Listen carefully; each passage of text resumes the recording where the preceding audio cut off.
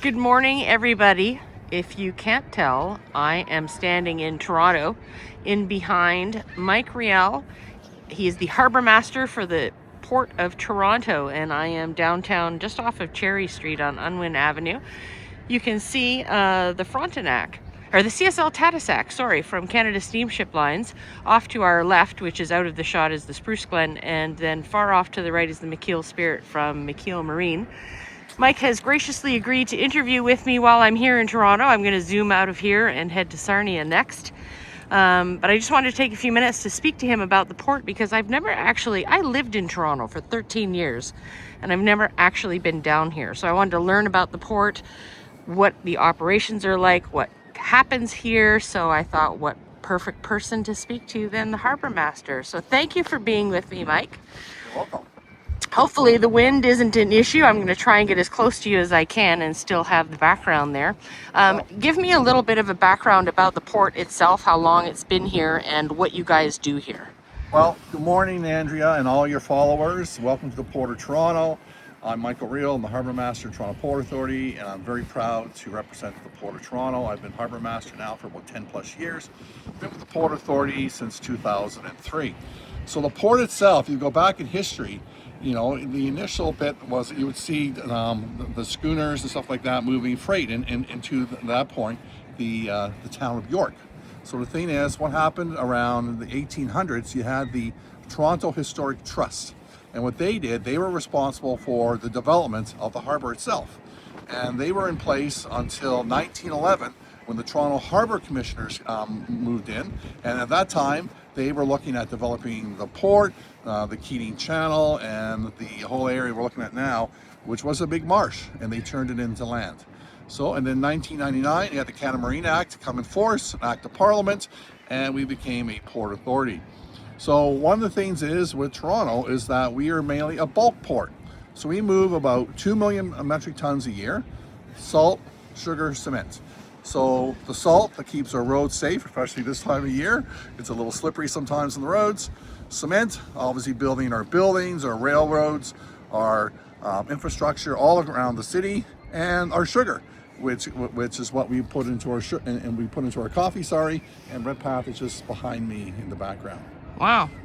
So in terms of that, how many vessels do you often see as far as bulk product goes throughout the course of the year? Yeah, so we'll get about 130 cargo vessels a year. And then on top of that, right now we're standing on our facility here, which is our cruise ship terminal. So we get about 45 this year. We're scheduled for 45 cruise ships. Wow, that's amazing. As far as the ships that come in here, they are all Canadian flagged vessels, I believe.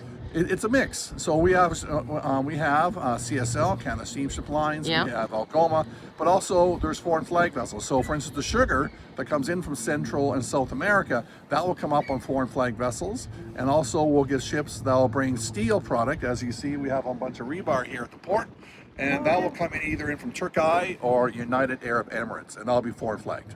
And then what about, is this regular to see off-season vessels here for layup? Yeah.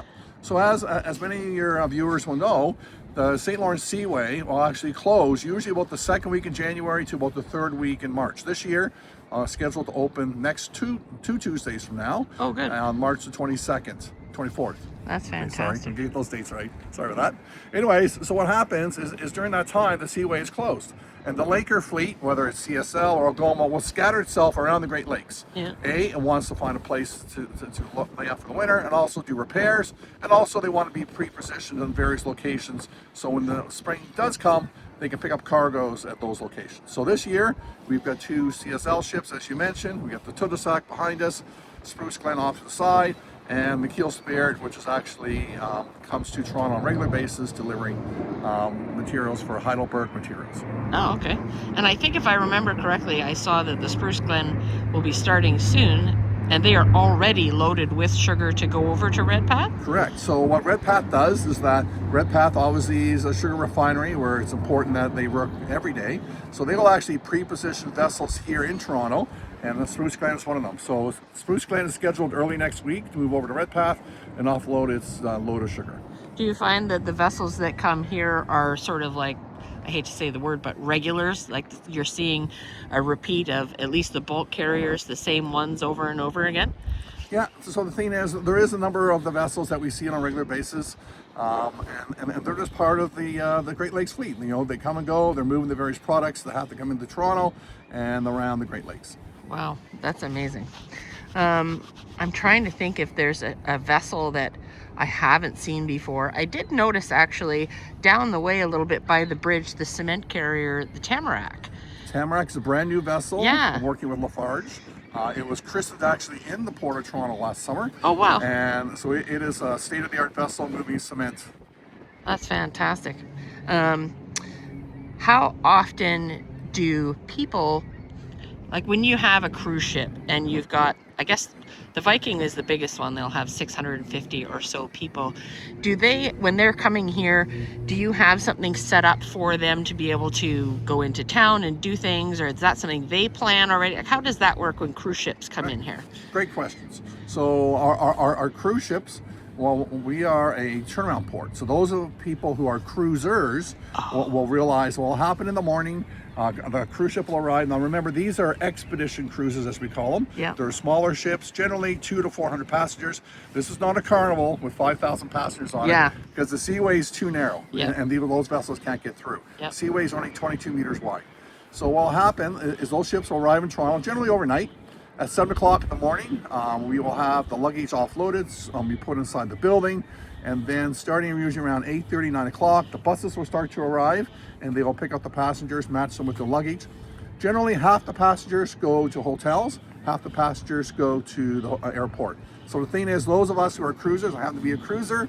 I actually got into cruising after I started working on the cruise file. Oh, wow. But the thing is that when you go to a new city, like whether it's, say, Barcelona, Rome, or even Toronto, for some people who've never been to Toronto, you spend a few days here because you want to see what's around us. Sure. So then what happens during the day, the ship, whether it's Viking, Ponant, the French cruise line, you might also get the German cruise line, or also the American cruise line, Victory Cruise Lines.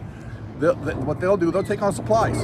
So the supplies come here, so getting ready for the next cruise, and then the passengers will arrive in the afternoon, go through security, just like at an airport, put everybody on board, and usually around 5 or 6 o'clock the ship leaves. So that's a little bit different, because what I'm used to seeing, of course, I'm up in Sault Ste. Marie, and we're one of those ports where they'll get off for 6 hours and they will go and do things in town. So this is more just a passenger exchange. Some get off and some get on. Correct. So in Sault Ste. Marie and other ports that you might have, for instance, Picton. Yeah. Sorry, not Picton. You might have Midland or Parry Sound. Yeah. And those ports, those are called ports of call. Yes. So we actually will get, out of our 45 ships this year, we have about 4 ports of call. Oh, They're okay. generally in the fall. So what will happen is those passengers will arrive in Toronto. The majority of them will take a pre-planned tour, because remember, these expedition cruises are very high-end. Yeah. And a lot of things are included. So what they'll do, they'll be on pre-planned tours. Some of the tours will be in the city of Toronto. Other ones might go as far as Niagara Falls. Oh, wow. Yeah. Holy cow. That's fantastic. And cruise ship season begins when? Cruise ship season is actually April the 16th this year. Wow, that's a little early. Yeah, it's usually the 3rd week in April. Okay. There's always people that want to get up early into Canada, and there's and the last ship this year is the end of October. Oh, that's fantastic. I don't think we see any up in the Soo until into May or June sometime, because it's so much warmer, I guess, down here. What do you find now? How long have cruise ships been coming here to this port?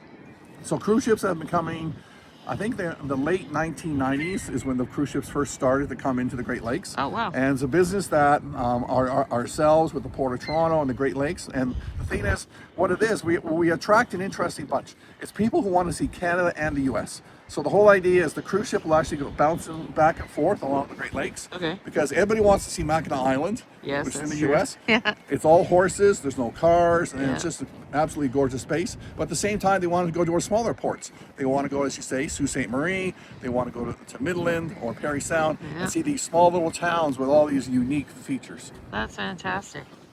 Wow. Well, I love this. I didn't even know this existed. And it's really incredible for me to think that I lived here for 13 years. And now I've been gone for, I don't even know how long. and this is the first time I've actually been standing here looking at it. So it's absolutely fantastic. I'm sure everyone's going to love hearing about it. And now we're going to look for the ships when we're down in Toronto. And on our marine traffic app, we'll always check and see the Port of Toronto and who's here. And that's a very exciting thing. So thank you so much for taking the time to talk to me and tell me about the port and how it started and what goes on here. I think it's a fantastic thing. And it's nice to share some Canadian information, as there's so much that happens in the US. So this is a really great thing. Thank you so much, Mike, for being here. Pleasure to meet you and all your followers. And if you are around the summertime, do go to our website, TorontoPortAuthority.com. There is a cruise ship link. And you'll be welcome to come down on a cruise ship day to see how it works. Oh, that'd be great. And and if you've never done cruising, something to check out. It's very relaxing. Sure. It's sit back. Now these are high-end cruises, so it's a little more expensive than you might spend otherwise. Gotta but save your pennies. You're going to see parts of Canada, US you've never seen. It's I amazing. would love to do that sometime. So, well, that sounds good to me. I'll come down anytime. Thanks so much, Mike. Okay. All right, everybody. I'm here in Toronto. I'm going to leave soon and head to Sarnia and see what we can catch down there. So I will be back with some more with you soon. Take care, everybody. Have a good one. And bye for now.